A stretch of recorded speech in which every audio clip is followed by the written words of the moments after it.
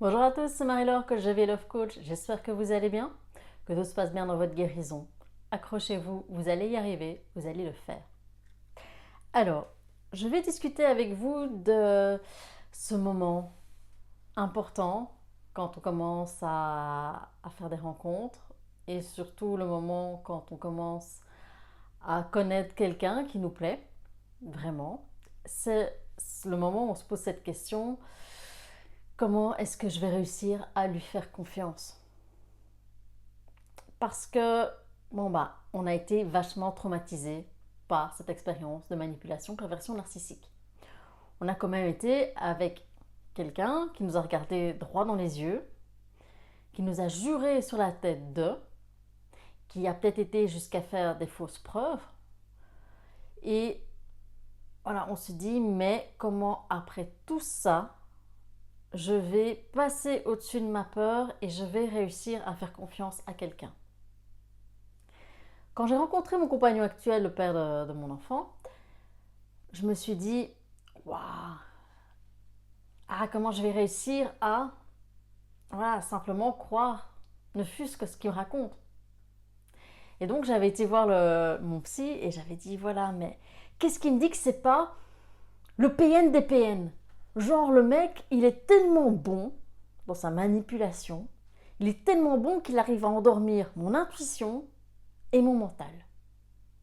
Qu'est-ce qui me dit que le mec, c'est pas le mec qui est au panthéon des PN, quoi? Le PN des PN. Le super PN. Alors je dis, ok, est-ce que il n'y a pas une technique, un truc pour savoir, voilà, s'il ment, un truc, un petit test comme ça, vite fait? Je dis là, ouais, il paraît que Clinton, dans l'affaire Monica Lewinsky, là, quand il a fait sa déclaration publique, il paraît que ce qu'il a trahi, c'est qu'il s'est touché le nez. Il paraît que s'il se touche le nez, ça veut dire qu'il ment. Alors quoi, il n'y a pas un truc là, une astuce, hein? Mon psy m'a regardé, genre, avant de pouvoir lui faire confiance, c'est en toi que tu dois avoir confiance. Et j'ai dit, ah, qu'est-ce qui vient de nouveau avec sa phrase, là, le maître Yoda du développement personnel, quoi. Je dis là, non, non, non, non. Je dis là, un truc simple, un exercice. Il le rate ou il le passe. Un truc où il n'y a pas photo, il n'y a pas de délibé. C'est bon, ça passe ou ça casse. Et donc je suis sortie de ce cabinet en me disant, mais il m'énerve avec son truc là, tu dois avoir confiance en toi avant de faire confiance aux autres. Non, non, non, moi je voulais vraiment des certitudes. J'avais pas envie de devenir une espèce de maître Jedi de la pensée positive, quoi, ou un truc de la confiance en soi. Je dis non, non, moi il me fallait un test, un petit bouquin, genre noter les résultats. Et en fin de compte, bah oui, il avait raison. C'est que, voilà, aller chercher des garanties extérieures pour faire confiance à quelqu'un, ça n'a pas de sens. Surtout qu'après une relation de PN, je pense qu'on pourrait nous donner toutes les garanties qu'on veut, toutes les garanties de la Terre. On a tellement peur que voilà, on n'ose pas y croire. On n'ose pas croire que la personne en face de nous, elle est sincère. Et c'est effectivement, il faut d'abord se faire confiance. Parce que qu'est-ce qui se passait comme je n'avais pas confiance en moi? Comme je n'avais pas confiance en moi, le problème était bien plus grand. C'était que je n'avais pas une bonne estime de moi-même. Je me voyais automatiquement comme une victime potentielle. Genre, il y avait écrit ici, à l'infrarouge, un PN est passé par là. Allez-y, elle peut gobera tout. Alors que non. Donc, j'ai dû travailler sur l'estime de moi-même. Et avec mes clients, donc je dis clients parce que je ne peux pas dire patient, parce que patient c'est réservé au secteur médical, aux soins de santé, et que moi je suis coach, donc je dois appeler les gens des clients, même si je préfère les appeler des coachés. On travaille sur l'empowerment. Ça veut dire l'empowerment. Je sais pas Tony Robbins, ça, mais empowerment, ça peut le faire là. C'est empouvoirment en français. Et ça consiste en quoi? C'est-à-dire qu'on va chercher en vous votre vraie valeur. Et c'est vous-même qui allez faire la démarche. C'est pour ça que je vous saoule avec l'introspection. Parce que c'est une démarche qui doit être faite par vous-même. Et c'est en vous que vous avez les réponses. Donc on va chercher votre vraie valeur. On ne va pas vous surestimer, on ne va pas vous sous-estimer. On va regarder qui vous êtes vraiment. On va trouver la personne que vous êtes vraiment et vers où vous voulez aller. Ce qui implique que, voilà, on fait des mises à jour sur son PC, on fait des mises à jour sur son téléphone. Ça veut dire qu'il faut faire des mises à jour ici, dans le subconscient. C'est pour ça qu'on nettoie aussi les croyances. Parce qu'il y a des choses, il y a des idées, il y a des jugements, il y a des peurs qu'on reçoit de ses parents. Des peurs qui leur appartiennent. Il y a des fausses idées qu'on reçoit aussi de ses grands-parents. Et on sait que les mœurs évoluent. Il y a parfois des jugements qu'on a eus de nos professeurs. Peut-être que certains d'entre vous ont été victimes d'harcèlement scolaire, ont été victimes d'harcèlement sur le lieu de travail, ont eu des conflits avec des collègues.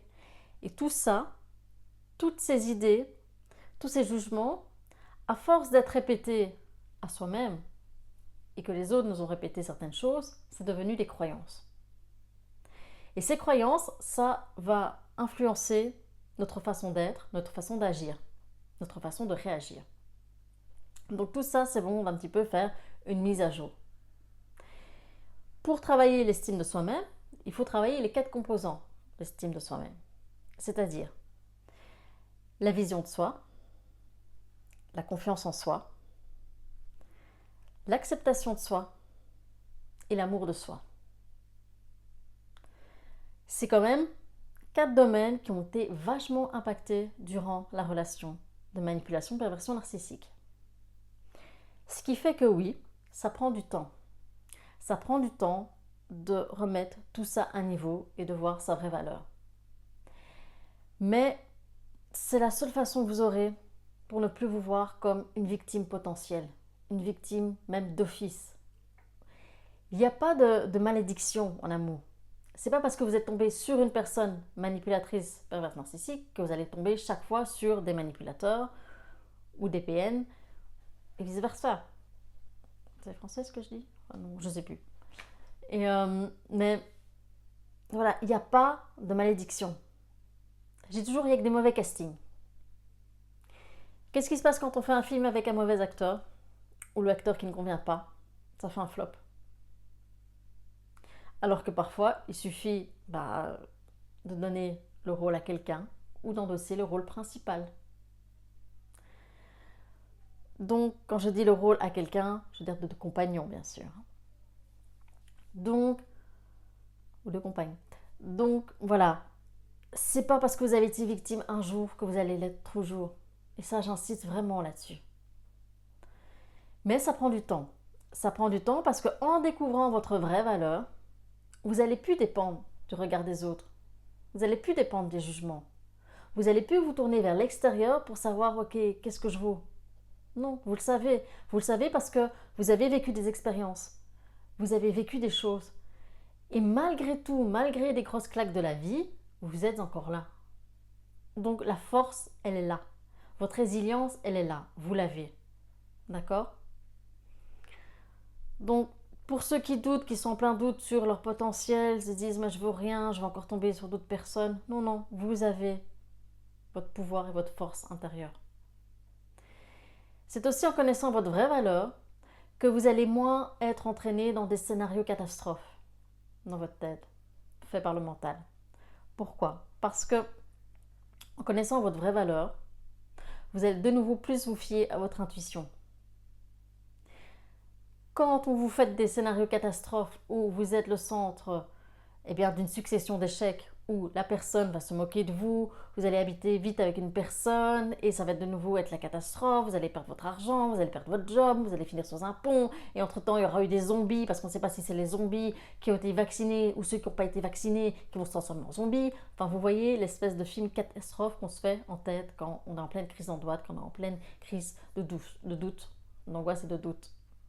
Vous voyez ce genre de choses? Ça, qu'est-ce qui crée ces films catastrophes? C'est la peur. C'est la peur et l'ego. Mais justement, en sachant votre vraie valeur, vous allez pouvoir vous autocorriger en disant non, non, non, là, je suis partie de nouveau dans mes vieux travers. Je parle ici de la peur qui est de la construction mentale. Je parle pas de la peur face à un animal féroce, bien sûr. Mais vous voyez, au plus vous allez connaître votre valeur, au plus les 4 domaines associés vont être en équilibre, au plus, voilà, vous serez sûr que quoi qu'il arrive, cette personne que vous allez rencontrer, c'est un plus dans votre vie. Qu'elle reste, qu'elle parte, c'est pas grave, vous aurez toujours votre liberté. Vous serez toujours là. Votre vie sera toujours en place cette fois-ci. Vous aurez toujours votre job, votre chez vous, il n'y a pas de souci. Mais vous n'allez plus tout mettre, tout miser sur cette personne. Vous allez aussi un petit peu apprendre c'est quoi une relation d'amour saine. Et vous allez avoir ce détachement en disant quoi qu'il arrive dans ma vie, je saurai y faire face. C'est ça quand on commence à comprendre l'estime qu'on a, à comprendre sa valeur. C'est qu'on se dit quoi qu'il arrive, je vais m'en sortir. Parce qu'on sait que maintenant, on a cette force en nous, qu'on n'est plus obligé de subir comme un enfant, qu'on n'est plus obligé de croire tout ce qu'on nous raconte. Non, maintenant vous êtes une personne adulte. Vous savez agir et réagir. Vous prenez les choses en main. C'est une des grandes leçons que cette expérience PN nous apprend. À prendre notre responsabilité. Quand je dis prendre notre responsabilité, ça ne veut dire pas se sentir coupable. Ça ne veut dire pas prendre la culpabilité. Ça veut dire donner une réponse à quelque chose. Et ça, maintenant, vous l'êtes. Donc, faites ce travail sur vous-même. Ça prend un certain temps. Mais doucement, mais sûrement, comme on dit. Ça vaut la peine. C'est vous remettre les bonnes bases, les bonnes fondations pour votre nouvelle vie. D'accord? Il n'y a pas de secret. Mon psy avait raison. Il faut d'abord se faire confiance avant de pouvoir faire confiance à quelqu'un. Parce que, voilà, ce serait dommage de faire payer aussi à quelqu'un d'autre les erreurs du PN ou de la PN. Cette personne qui arrive dans votre vie, c'est peut-être quelqu'un de très bien aussi. Mais c'est pas son rôle d'endosser les erreurs d'un autre. C'est pas son rôle de payer pour les erreurs de quelqu'un d'autre. Et cette personne en face de vous est peut-être très compréhensive, elle comprend votre passé, mais il faut penser que cette personne elle a aussi ce droit de se protéger. Donc voilà. C'est un travail qui se fait sur la longueur, mais c'est vraiment un travail qui en vaut la peine. D'accord? Merci beaucoup encore pour vos messages. J'ai pris un petit break parce que ça a été une année rock'n'roll et que voilà, j'avais besoin d'un petit break avec mon fils et ma famille. Merci beaucoup. Merci. Et je vais répondre à vos emails dès que possible, à vos commentaires. Voilà, merci d'avoir compris que j'avais besoin de ce break aussi. Voilà. Courage à vous. À bientôt.